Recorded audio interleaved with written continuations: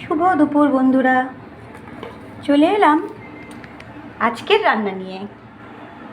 আজকে দারুণ জিনিস, দারুণ দুটো রেসিপি বানিয়েছি, কিন্তু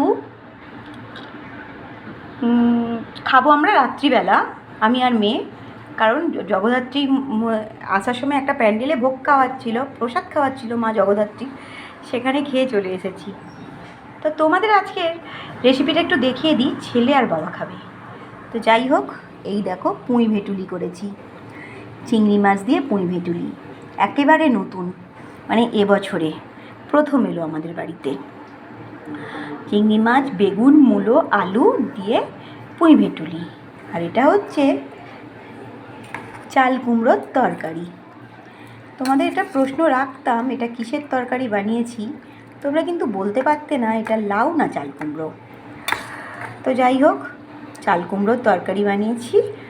আলু, কালো জিরে, আলু, চাল কুমড়ো, কালো জিরে ফোড়ন দিয়ে, আদা বাটা আর জিরে বাটা দিয়ে, তার সাথে আছে নারকেলের কুড়ো আর চিংড়ি মাছ।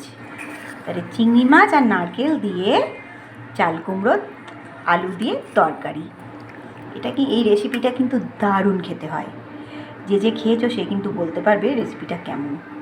তার সাথে আছে একেবারে ধোঁয়া ওঠা গরম ভাত। দেখতেই পাচ্ছ এখনও ভাতের ধোঁয়া উঠছে। এই হলো আমার আজকের রেসিপি। ভালো লাগলে লাইক, কমেন্ট, শেয়ার করো।